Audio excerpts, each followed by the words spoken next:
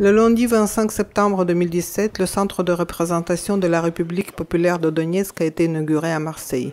C'est le 5e centre de la RPD qui ouvre ses portes en Europe, après ceux de l'Italie, la Grèce, la République tchèque et la Finlande.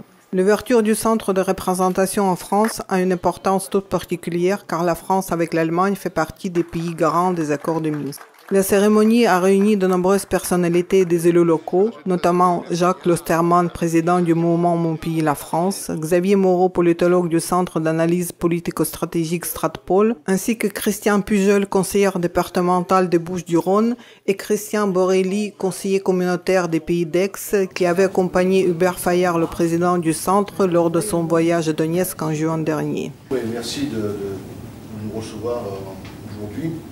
Une fois de plus, je tiens à remercier votre République puisqu'on a été accompagnés sur tous les sites que nous avons souhaité rencontrer. Nous avons pu donc nous rendre sur les sites sur lesquels nous avons souhaité rencontrer des personnes et nous rendre compte de nous-mêmes en tant qu'observateurs, justement parce qu'on avait un retour des médias qui était très négatif et ce n'est pas réellement la réalité des choses.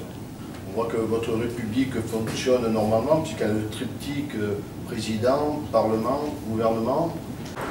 Donc bonjour Christiane, là nous sommes sur le 2e jour de votre court séjour, mais intense séjour réalisé à Donetsk. Donc nous sortons de l'hôpital de traumatologie. Qu'est-ce que cette visite vous inspire, Christiane? Cette visite m'inspire beaucoup d'émotions. J'ai pu constater en visitant justement les chambres des patients, notamment un enfant qui m'a choqué parce que c'est un jeune garçon qui doit avoir en tout et pour tout 12 ans, victime de la guerre. Et on l'a amputé d'un bras et sa vue est assez atteinte.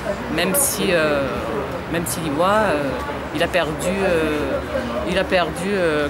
une partie de sa vision et de voir sa tristesse. Après, j'ai aussi rencontré une dame qui a été blessée par balle hier. Donc elle est sauvée, elle a été blessée à la hanche. Et je vois toujours de la tristesse dans les yeux. Ils ont besoin d'aide, il manque de tout. Mais par contre, ce que j'ai pu constater, c'est que les patients étaient bien soignés, étaient bien traités. Et puis j'ai ressenti beaucoup de compassion de la part des médecins, ce qui est important aussi. Voilà, alors je suis venue pour me rendre compte de tout ça. J'ai pris acte et puis à mon petit niveau, j'essaierai de faire passer le message et de faire tout ce que je peux pour les aider dans la mesure de mes moyens.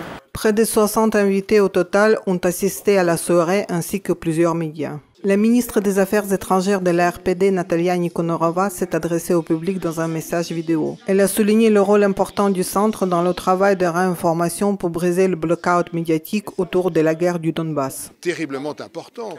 Au moins, il y a quelque chose qui existe. Une toute petite chose. Mais c'est un pas. Déjà un pas. Nous allons la développer avec l'aide évidemment de nos amis russes, avec l'aide de l'Alliance franco-russe. Nous allons le développer parce qu'il est indispensable, quand même, dans un pays de liberté comme la France, que les Français sachent qu'il se passe quelque chose à 2000 km de chez nous, en Europe. Nous, on n'est pas sous le joug de la diplomatie, puisque nous sommes une association libre et indépendante qui respecte les statuts de la loi de 1901. Et c'est vrai que les extrémistes ukrainiens ont demandé à la France de fermer leur représentation. Ils oublient une chose, c'est que la loi ukrainienne n'est pas la loi française. En France, on ne ferme pas les associations comme ça. On n'est pas un pays totalitaire comme l'Ukraine l'est actuellement.